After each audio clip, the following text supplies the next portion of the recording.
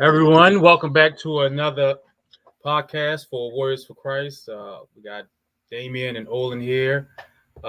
First, we would like to, just apologize for not having a podcast for the last few weeks. Even this evening, we just decided that instead of, Olin decided that we should just get on and, just chat, talk about events, no real topic, and we're just going to, see where discussion uh, pretty much just takes us. So for me, just here, we have Caleb. He turned 3 months on Thursday, so that's kind of a life changing event for us. Just dealing with a newborn and having a 5-year-old adjusting to that and so forth. But life has been good. We're still doing things in our own personal life. We have, I'm still writing. I think I'm finishing up finishing up two novels right now. I think they're pretty good. One is like sci-fi fantasy, and the other is just a fiction novel, kind of take place back in slavery, here in America, which I think is a cool topic. I don't want to talk about too much because I don't want to give it away because hopefully it comes out one day and people can buy it. But yeah, check it out. So, what's new with you? Not much new with me. I might have to take a look at the sci-fi. That's the first time I heard you doing sci-fi though. That's a new one. Yeah, it's a new one. It's going to be a part of a um like a series. Hopefully, these are like prequels to the story. Each novel, each prequel. So it's going to be a novel, which is going to be like taking place in today's time, and then there's going to be tales which take place in like past times.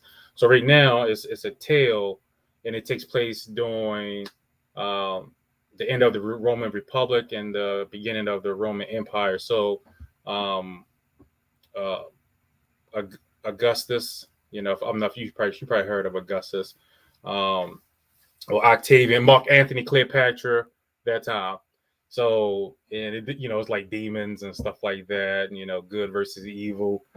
Um, so it's pretty cool. I think it's good. I think it's a good idea. Hopefully it becomes a hit, and then there's going to be another one that's going to come after that. Hopefully after this one, which is going to take place in like the time of the Mayans. So each tale is going to be like a kind of a describing the universe, but from a past event. And then there's going to be some novels that can be, taking place in today's time. So that's kind of my goal for it. So there's going to be novels to the series, and then it's going to be tales to the series. Yeah, so it's something that's been on my mind for a long time. It originally was only supposed to be like 100 pages. Um, so now there's like 40, close to 50,000 words or something like that. So it got pretty lengthy. So I'm excited for it. It's definitely completely different. Anything I wrote, mainly everything I wrote is like if it's action, action guns and explosions and stuff like that. So it was different. It was kind of challenging trying to write and explain what Rome looks like, where it's not you sitting down for a history lesson, so you kind of get an idea what's happening in the world, what the world looks like without ever having seen it before. So that was the most challenging thing, Today I can be like, oh, something as fast as a car, or as tall as a 3-story building, stuff like that. You can't really use that terminology when you're writing about something that cars aren't around yet. They have buildings and stuff like that, but if I say a rotunda, words like that people know, but probably the general population may not know. So it was tough just trying to describe an old world without using modern terms. And at the same time, it was an issue. I was having trouble with using today's language when I was supposed to be writing back like 2,000 years ago. So uh, but like I said, you live and learn. That's what I like about it. You always gotta perfect your craft. So it's always looking at videos, reading more resources, and just trying it. And I didn't think I could do it, but hey man, I was able to finish it. Um, this was I wrote. Was this one of my first novels I wrote completely by myself? Probably, probably is. Well, yeah, where it was just all me. So yeah. good stuff. And then the other one, it's I'm just kind of tell you without giving too much away. It's like, what would happen if two kids from today go back to 1862? With their ideas, the way they think, um, the culture that we live in today. If two teenagers from high school go back to 1862, what would it be like? What would they learn? And that's basically the premise of the story. I know if I went back to 1862, it'd be an uproar. Nah, I'd be starting some stuff. Yeah. So it has elements of it's really a drama, which is really hard for me because there's like really no action in it so whatsoever, and it's just like, man, I like the story, the idea, but it's always like, man, how am I going to capture the reader to always want to go on the next page? And it's just drama, just people talking and them trying to hunt somebody down, them trying to get back to their own world, back to modern time, all that stuff, which is different because usually in action novels, you want to get you the story is good there, but the action can help carry it. Where now it's the dialogue interaction between the characters that carry it. So I won't really know how that is, how it really becomes until someone else reads it. I think I probably got like a couple more chapters on that. That was a challenging one. And I'm like, I think I'm over 40,000 words. I think I'm pushing up on 50,000 on this one, and I still got maybe 4 more chapters left in it. What's that? Saying that's a lot of words. Oh yeah. I'm starting to be able to increase without necessarily being wordy. But my goal is always from now on is to make 50,000, because that's like the minimum for like a novel. It's like, it's 30,000 to 50,000, but most publishers, they want something at least 50,000. So, at this moment, I'm not going to self-publish anything else. I'm actually going to try to go through a publishing house. So right now with the sci-fi fantasy, right now that's getting spell check and just some basic editing. And then I'm going to start sending that to publishing houses and also try to find an agent. I'm trying to go that route because self-publishing is good. But once you self-publish a book, you can't, a publishing house won't take it. So I learned that lesson. So now they always want something fresh, even if your book didn't really sell that much. It's just the idea that you put it out there. So they won't really take it or want to, or endorse it, so to speak. But I have reached out to a couple agents. I had one agent, get back to me. So now I'm just waiting for this edit to be finished so I can send that in, and hopefully, somebody pick me up. That's kind of the goal. Well, with me, ain't nothing really changed. Still working, A baby on the way. I do not have a baby on the way, thank God. Congratulations. No, don't do that. Don't do that. Don't listen to her. But yeah, we just really in the transitioning phase part right now. Trying to see where or what we need to do as far as where we need to be led to as far as spiritually and ministry wise. But yeah, that's basically it. Ain't nothing else other than that. And we just making day by day. But we get to the point where really we just really need to hear at a time of hearing, at a time of what's next step, what's next phase, and not only hearing, but actually putting it into impartation, start actually doing stuff. But we don't want to do the wrong thing. We don't want to move too fast. We don't want to move too slow. But it's just all knowing really is what we are supposed to do. Yeah, I hear that. Um, that's kind of the same thing here. Because right now me and Tiffany are talking about you know, possibly moving again, and that's one of the things that we talking about is like, you know, first of all we want to move because me I'd sense like I want something different. I feel like I'm not gonna say I'm stuck because I'm doing a lot, but in a way I feel like I need to meet or expand. Like kind of where I'm like just the stuff that I'm doing is kind of like at a standstill, even though I'm producing stuff. I just want something to move forward without necessarily like pushing myself. Like you said, hearing, just listening to try to figure out, where direction the family is going to go.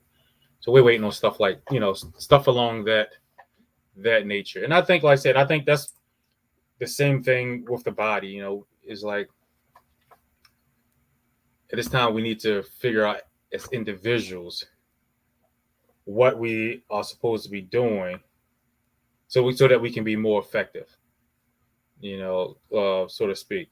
So I definitely hear you. When Tiffany, we definitely talking, trying to figure out what direction we want uh, the family to grow, uh, and just what they do. We still ministering.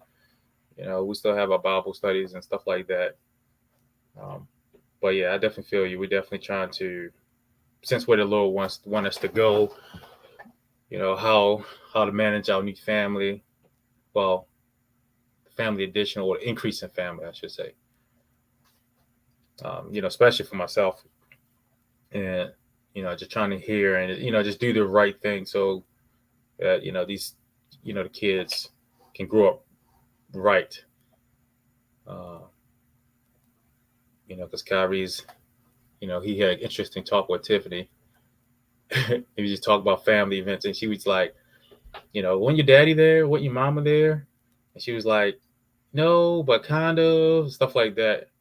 And he just didn't understand that. His world, mommy and daddy, for every parent is around. He just thinks that like it's normal.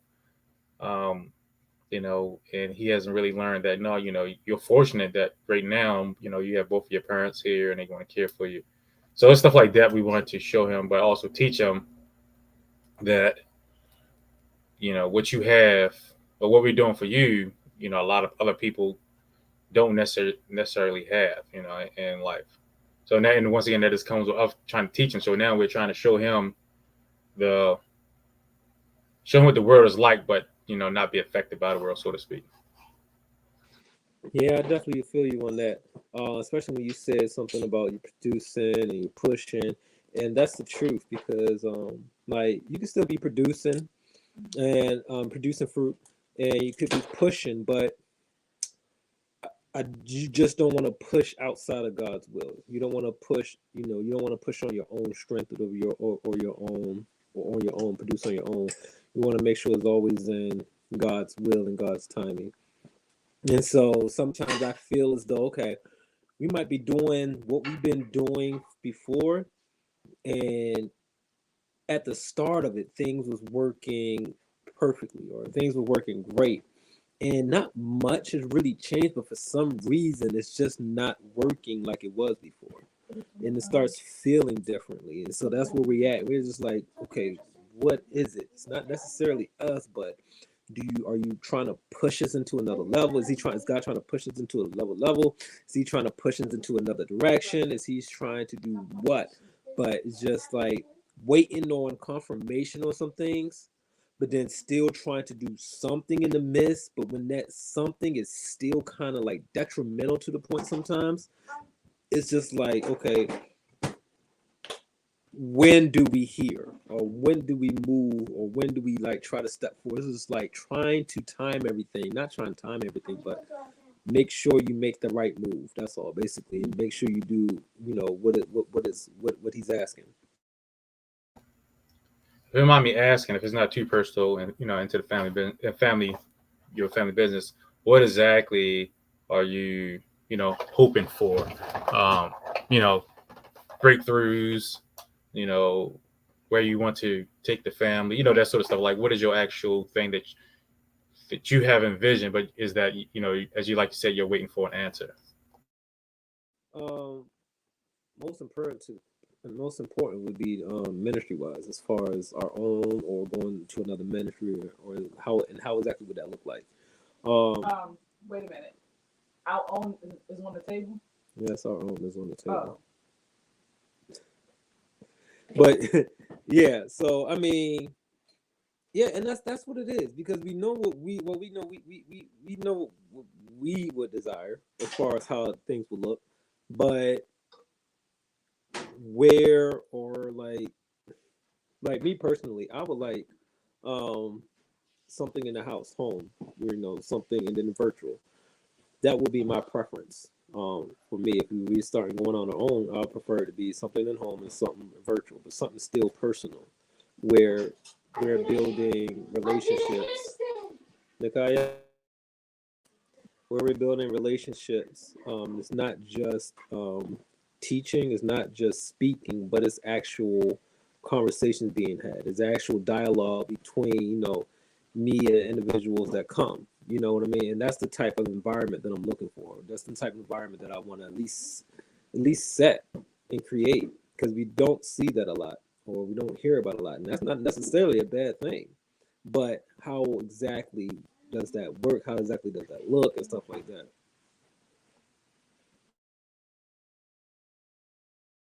Yeah, I would just because somebody just asked me, like, you know, there was this random question they asked me. They were just like, do you, you know, want to be a pastor, or they do I see myself ever pastoring? My answer right away was like, no. Like, I didn't beat around the bush. I was just like, no, that's not something I see myself doing. The Lord told me that, showed me that that's what I was supposed to do. I wouldn't necessarily run from it, but I have no desire to ever start a church. I like I said, I enjoy teaching. I love talking about the word. And my main reason, because they was like, then the next question was why, and I was like, it's too much to do it right. You know, it because you know you have to be a person that is you pretty much willing, you dying to yourself, because you these people are in your care. And then for a teacher, the penalty is higher if you don't do it right, when it comes to seeing the Lord in judgment. And of course, no one's ever perfect when they go before that. So that's why I say, if the Lord tells me I'm ready, that means He sees that I'm capable of doing it. But I would never want to push for like people. I would never seek it out, mainly for that reason, that I know that the results of being a leader and not doing the way you're supposed to, which is like standing up, praying for people, you know, uh, being patient with people. And I don't think I'm necessarily that patient with people, especially nowadays, when if it's someone new and they're like new in the Lord and they're struggling, yes, but it's hard for me to have patience for individuals who've been in the Lord. I know, like I said, we all have our faults, but stuck in the same thing. I'm not talking about like struggle with a particular thing. I'm not talking about that. It's just like some people just don't want to advance in life. They like to sit back and complain. And I don't think I'll be able to deal with individuals that well when it comes to that. If that makes sense. But I agree with you. I think the best thing is talking about the word and like having that discussion, because the word has changed to, we, like you said, we people come speak here and then leave. Is like, what are you getting from it? And I like that open debate, open conversation. So go ahead. I know you want to say something. And I definitely agree with you. And here's the other flip side to that: finding a place that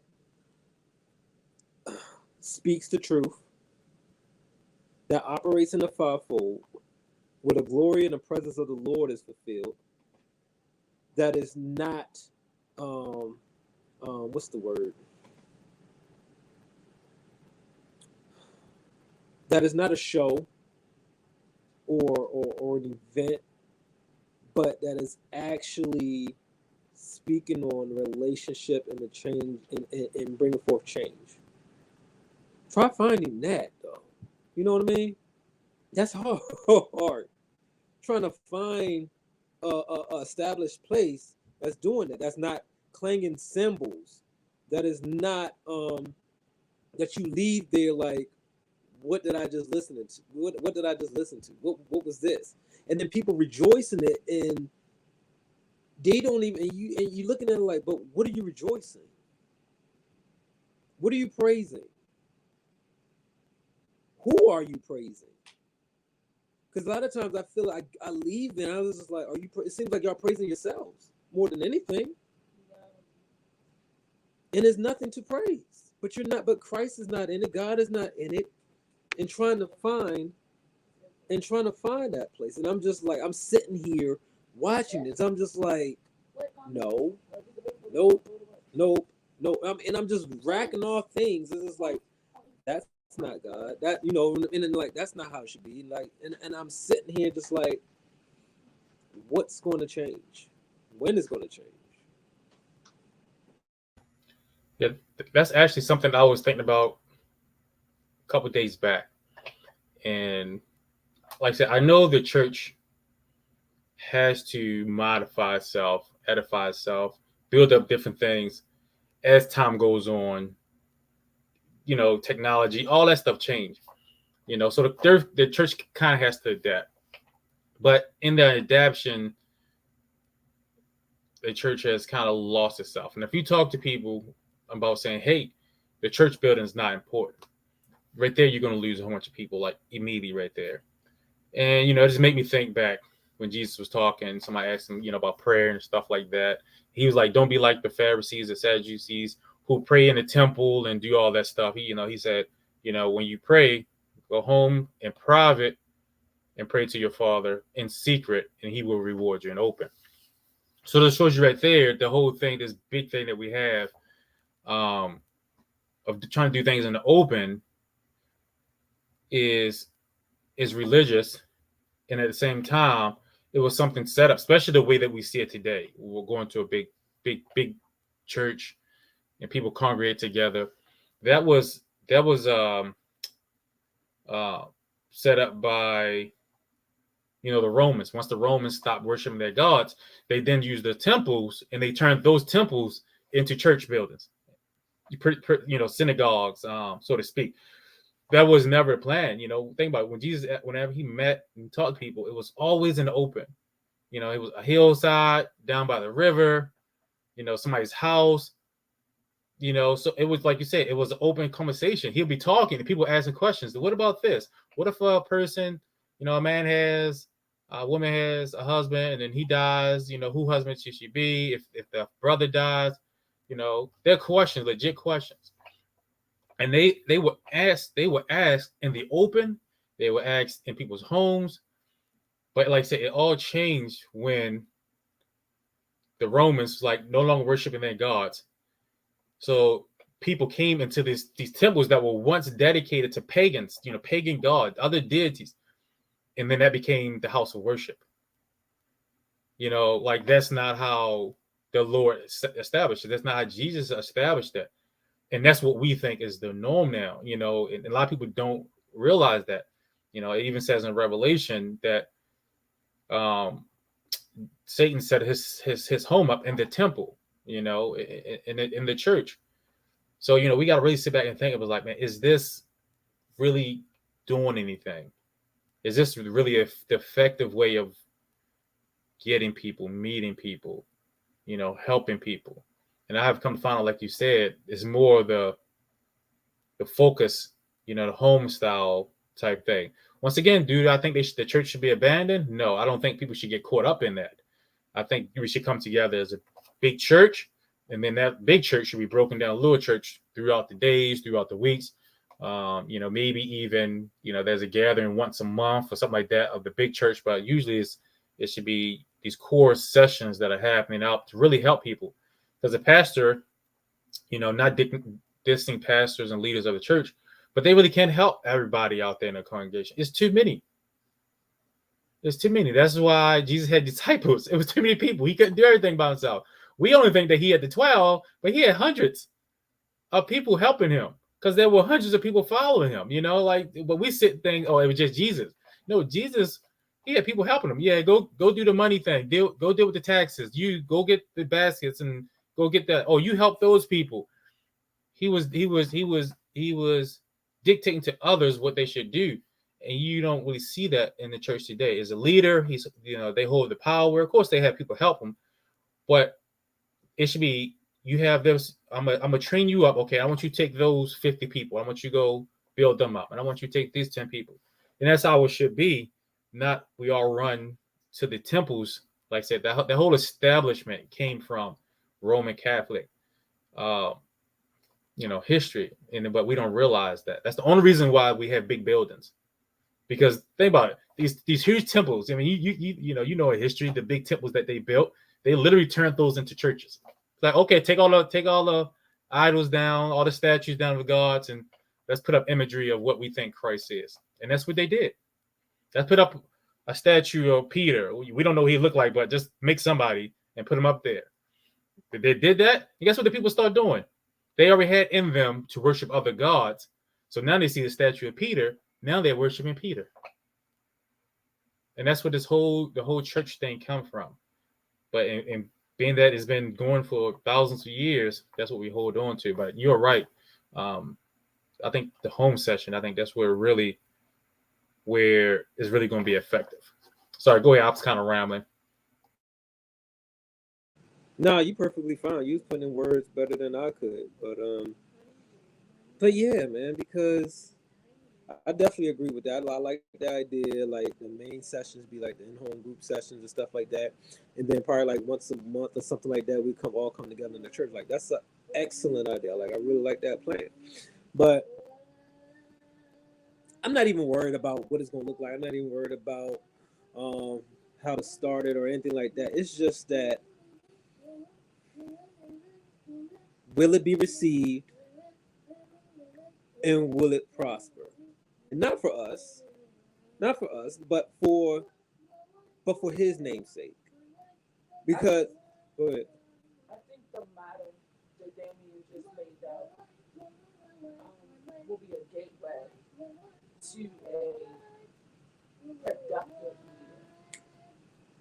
She said, yeah, definitely. Because it was a very clear vision. It was a very clear motto. It was a very clear expectation put in place. So if you have without a vision, the people perish. If you have a clear vision, I think that it will be successful. And when I say successful, I mean that I think that it will be fruitful. I think that it will be pleasing to God. Because it is the vision that he just explained is fulfilling the kingdom mandate. Can you hear it, Damon? No, just shake your head. I can't. Okay. Yeah, I heard parts of it. Okay, so what you were saying, basically, what you laid out is basically is the biblical mandate of how things should go, and the fact that it will produce the production of it will increase the discipleship. Discipleship, basically, it will produce fruit, which is absolutely true, because well, here's another thing that I'm at. It will be true for those who want it and seek it. That's the best way I can say it, because you always want to find those that just ain't ready. But they don't stop coming to your house. They'll stop coming. There's no glamour in coming to people's house. You can't be seen when coming to people's house. If you're not rich and people aren't getting material immediate gratification and they are searching for anything other than Jesus, they want to leave.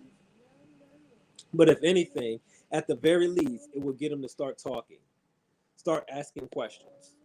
Because a lot of times where you just go in and sit and listen, you're not able to ask questions, you're not able to always get what you actually need to hear. Yeah.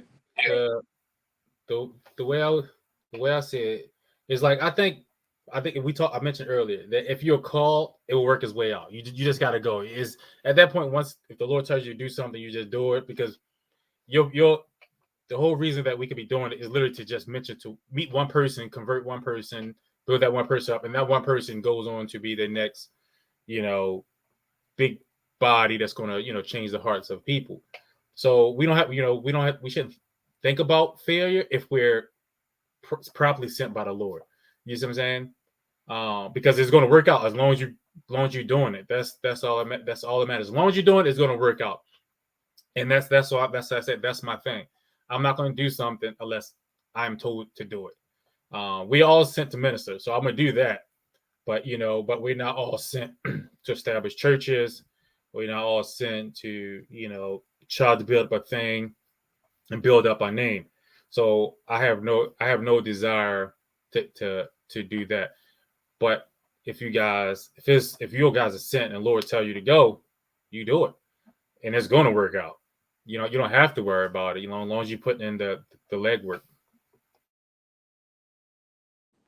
Yeah, and I definitely agree with Carmen said that changing our own lives make the changes around us and those in our general area change. You're exactly right. At the very least, they'll start to realize, like, no, there's something in us that that somebody might like. What is it? What is it about you that makes me, or that captures my attention, or what is it about you that just makes me like, nah, he gets it, he got it. That that they question or want to know more, and that's just the spirit in you. That's just Christ that you allowing yourself to live in.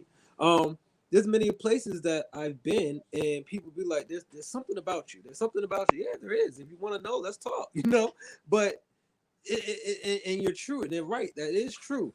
But that's just the open door, because we need to draw in more. Like, it's more than just knowing who he is. It's like it's more to it than that. It's a constant thing. It's not just a one and done. It's a constant thing that you constantly have to tune your heart, your mind, and your spirit into. And that's where and that's on the level that we're talking about. It's like, how do we inflict that, or just the knowledge, the true knowledge that you can seek his face at any time. You can shut the door, close your eyes, and you can seek his face, and he will answer you at any time. Like, it doesn't have to be at a certain time. It doesn't have to be a certain type of way. Like, he is there and ready to listen to you. And that no matter what is going on, that he will never turn a blind ear to you. Like, it's that kind of relationship that I feel pressed to really seek after, and to really let people know. It's like, no matter what you've done, no matter how things may look, like, God is continually there, and God is continually working. Like, there's nothing that he would turn his back on you on. Yeah, and like I said, and that's my desire too, is to, like I said, my heart has always been to show the world the real Christ. The historic, tangible Christ of what he was really like as a person. Because religion has made him this this mythological figure. He's not a real person. He's not a tangible person that we can relate to. Think about it. We can relate to Julius Caesar, for example. We see him as a great leader, a great military leader. He has all this stuff. We see him, the world see him as a real person in history. But when it comes to Christ, he's more of a mythological or spirit being, instead of somebody who actually walked here, walked on the earth, did things that we did, had an impact on the earth. Even like he changed the face of the course of history, but yet he's still viewed as this mythical figure. And that's what I want to do. I want to help people to realize that no, he's real, and then understanding that he's a real person, there's a more real connection. But to filter out all the myth type stuff, that we get, the stuff that we just accept. And that's what I like to do when we have the discussions. And when you get rid of that, I think you can get down to the deeper stuff that you were talking about, like the praying at home. But first thing we think of, the main people, even the people who are maybe not unsaved, is the only way you can get to God is to go to church. You have to go to a church. That's the wrong concept there. But that's what's in people's mind. And, and that's why I like to have a discussion about, to break down those old ideas that, you have to go to a church. Yes, I think the church is important. It talks about it in scripture. It's good for fellowship, the building up of the body. But that's not where you go meet God. Jesus said himself, when you want to talk to your father, go in your house, your secret place, and pray to him there. Like that's the word of Jesus. But we do the opposite. Somebody's going through something. Oh, come to my church. Go to church. That's the complete opposite of what Jesus said. But people are not going to get that because that's not something that the church at large teach. They don't teach that it's a what's the word? An intimate thing. We don't teach that as an intimate relationship. We teach that as a broad relationship with multiple people who come together to worship this higher being, not as an individual worship. And I think that's the heart of where we need to get. And it's once again, it's hard to do that if you got 5,000 people, in mega churches. Once again, I don't got nothing in mega churches, but you just can't do the intimacy that the Lord wants. You can't do that in the small church. If you got 50, you can't have the intimacy. It's at home, and that's what Jesus taught. But like I said, you're not going to get that without the knowledge and in the background, and to do that, you got it has to be this. It has to be a shift in thought that the body at large needs, which I say all the time. We haven't gotten in hundreds of years. That it hasn't, because the focus has been on the corporate instead of the individual, where Jesus was always interested in the individual. He left the group to go sit at a well so he can meet one lady. He's always interested in an individual thing. He did the mass thing, but he always tried to get down to meet the person and have a one-on-one with the person. When he's about to stone a lady, he said, which one you can cast the one stone? Cast the first stone. Who you without sin cast the first stone. What they all do? They all left, and then he had a conversation with her. And that's what he's trying to teach. He's like, it's the one-on-one, and you can't get that in the building. You can't. Well, I said, I love the building. I love meeting with my brother, but that's for the building. That's for the building. Oh man, you want to get together? Or hey, let's discuss some stuff, brother. I'm going through this. Oh, we should have a men's group, or we should have a women's group. Let's talk about this. And then once you discuss it there, then you take it home, and that's where you implement it. You take it outside the church and you implement it. But you come together to discuss it. Discuss strategies. You come together to discuss strategies. That's what Jesus did. They came together. Oh, where are we going at next? Blah, blah, blah. Oh, let's go to Capernaum. They did that as a group. But once they did it as a group, they went and implemented. The big groups didn't follow them when they went to Capernaum and, on the ships going to other places. No, his small group went with them. But they made the decision and talked about that in the big body. So go ahead. Oh, I'm just rambling. No, that was real good. You right. That was real good. You're speaking to our heart. This here, a Rhema word. And it's the Carol's timing. I mean, because let's look at it simply as in marriage itself is an intimate relationship. That is one that is constantly building. That is one that what might look or be one way one year, then the next year it's a whole nother ordeal. You still gotta go back and rechange and relook at some things. And we are the bride of Christ. So if we're the bride of Christ, that means we are just that intimate with him as we are in a regular marriage. Like there's no difference. And we can't say that if we're just constantly going to some place, sitting down, hearing, and then just moving on. Like, no, there got to be dialogue. There got to be something, there's something that has to be, spoken or worded to as far as the back and forth. Because like even Christ, like he went in the situation. In situations he taught. In situations he gave word. Come on. And even when he was sitting down talking to a group of people, it was still about the times given in parables, about times that situations that was done and helped. But how can we do the same when all we're doing is talking about the Bible, when we're not allowing the people? What situation are you in? Where are you right now? How do you feel right now? What are you dealing with right now? Well, let's read something that's dealing with that's similar to the situation that you're dealing with. How can I help you? Let's go to the word. Then I'm going to pray for you. But if we're not having that kind of dialogue and feedback back and forth, then what good is it? What good is it? What good is a marriage when the one person just sits there and tells you what to do and then that's what it's supposed to be? That's not a marriage. Yeah, it's not a marriage where you can impart back.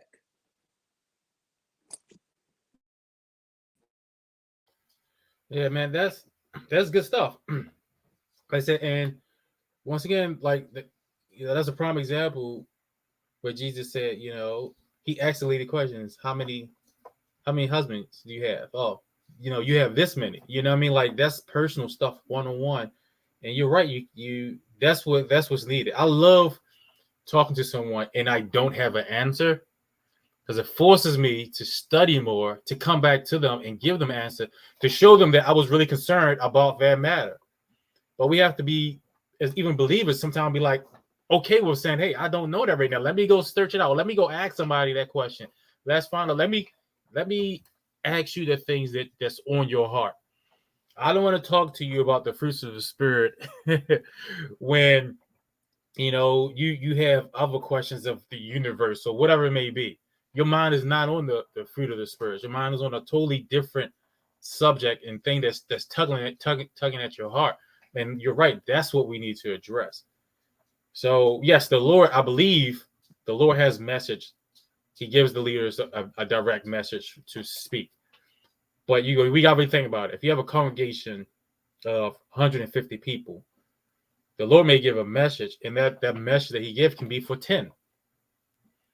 You know what I mean? Like everyone else is going to kind of maybe zone out because they're like, oh, I know that. Oh, that doesn't apply to me. I'm already doing that.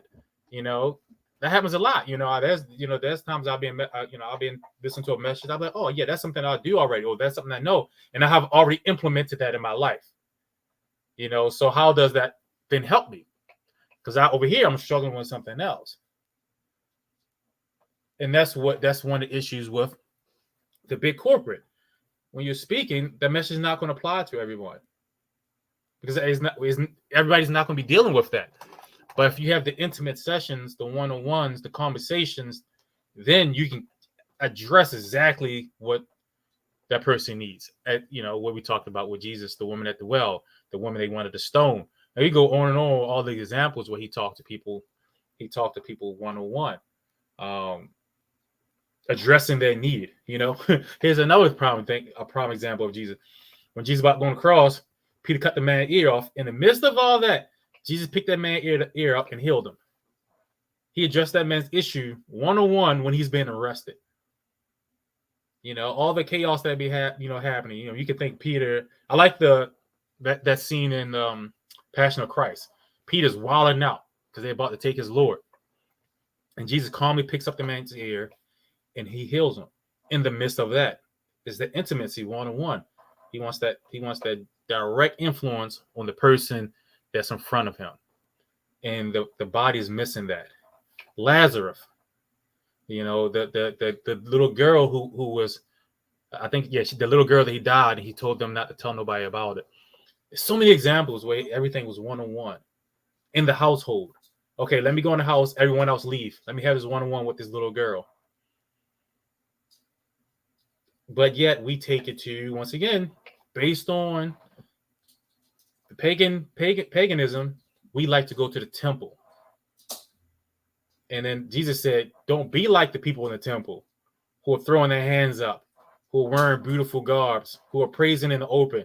He said, don't be like them. But our entire church system is set up like that. We got 50 people, 30 people, 100, 5,000 people in one building praising the Lord.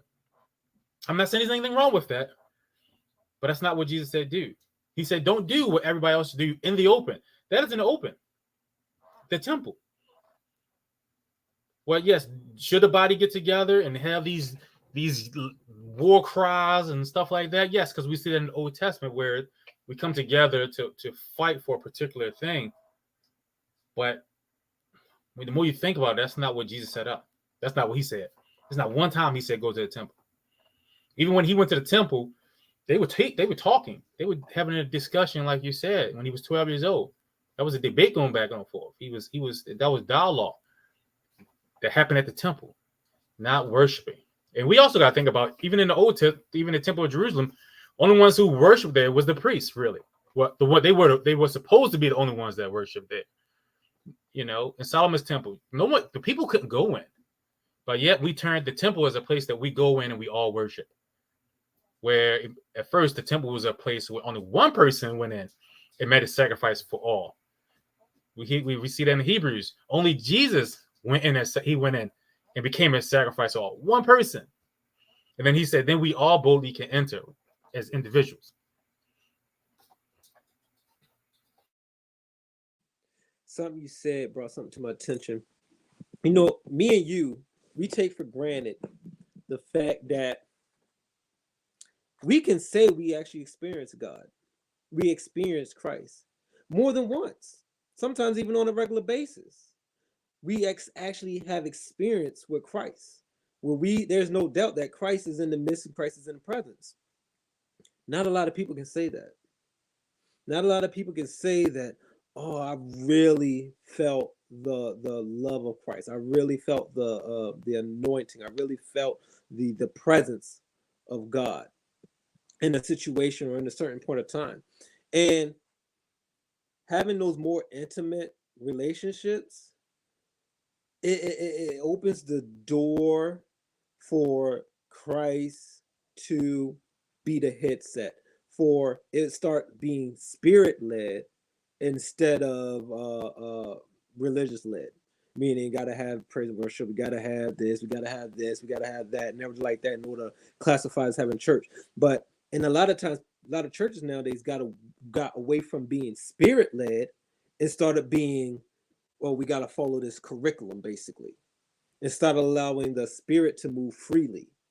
Now we got to have praise and worship first, then we got to have this, instead of letting the spirit move. Like if the spirit is set that all you do is have praise and worship, then the spirit is set all you have to do is praise and worship. If the spirit is set that all you're doing right now is prophesying, then all you're doing right there is prophesying. If the spirit is set that all you do is sit there, let something music play, and you don't say nothing, then that is what we're going to do, because that's what the spirit is allowing or making a move at that time to do. But a lot of times in these churches, you don't get that anymore. And therefore, you get away from the spirit and the anointing of Christ being able to truly enter in and be in the midst. But when we start to break it down into smaller groups and into intimate settings, we're allowing the Christ to constantly not only lead, but we invite, it's an environment that is set to allow him to enter in. It is set to allowing, Father, we're here. How do you want to move? And then that creates a few things. That creates people actually experiencing Christ. That it creates gifts being manifested. People being able to operate in manifested gifts comfortably. Because how can you say or know what kind of gifts you had if you're not even in a setting or a place to experience and allow them to free? So then, having that experience, that means when things come to shove, when things start get hard, things started getting tough, I know he's real because of my experiences with him. People starting getting that real root of who he is, of how powerful he is.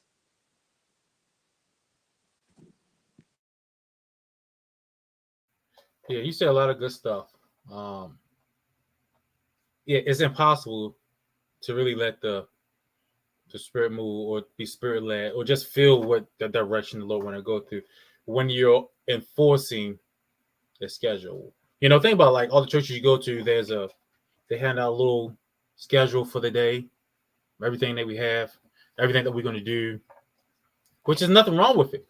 When you're running a corporation or business or something like that, it's an outline, but the Lord is free. You know, there's, like you said, the scripture, there's liberty. But the scripture, Jesus even said, when you pray, don't chant. Don't repeat the same stuff over. So even as believers, we shouldn't be repeating the same, going to the Lord, repeating the same thing, chanting to him. Because that's pretty much a chant is. You get a saying, you just repeat that phrase over and over and over. And think about that. How many chants are written into, I don't know what they even call that pamphlet when they give it out. But you know what I'm talking about. Like, you know, they may say the Lord's Prayer every single time that church is going. You first you have to have this, and the choir has to go. What's that? like a benediction or something. Yeah. Where there's no freedom in that. You can't when you already have a set schedule how things are going to move. The preacher get up. Well, the preacher only can speak at this certain amount of time. He can't go over that time because if he don't, then the people get antsy. Like, oh, they're looking at the watches because they know by now. Because you train them. Think about it.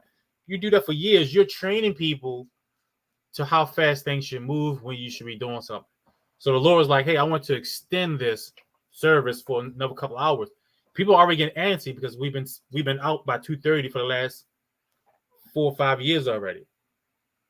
So because you train them, we get that schedule, you're training the people to that schedule. And then when you go outside that schedule, they feel uncomfortable because they're not used to it. So I agree with you. It's in a way it's not right to just have this schedule, to have the Lord stuck on this way that he has to do. Once again, I understand that you want to do that because you want to use the time effectively. But we got to realize that we are in time, but the Lord is he's outside of time. And then being that he's outside of time, we got to allow him to work when he want to work. Because he's not on there. He's not in the building between. You got to think about it. You set the schedule, you're saying the Lord's going to be in the building between, just give a regular time, 11 to 1:30. Like, that's how the Lord, he has to operate in that time. And like you said, you can't. I mean, he should be able to do whatever you want. Folks should be able to come in and say, I'm struggling with this. And then you're like, oh, let's get a prayer group. Let's pray for these people who are dealing with this. Let's minister to this particular need. But you can't do that in the big function. Like I said, the big function should be to fellowship, to eat, to build one another up, see each other, encourage one another. That's what Jesus did when they came together. That's why he made the baskets of bread, the basket of fish, so they can fellowship. And then while they were eating, that's when he talked to them. While they were sitting down, relax, he would talk to them. So. Yeah, I like that. I like that. Definitely, they can't forget that eating, sit it down part. But yeah, I honestly think that everything that we just talked about is describing the new generation or new age type of church or a ministry, honestly. And that's how I strongly feel like what I feel as though we're called to really produce and really start to try to create. Sorry.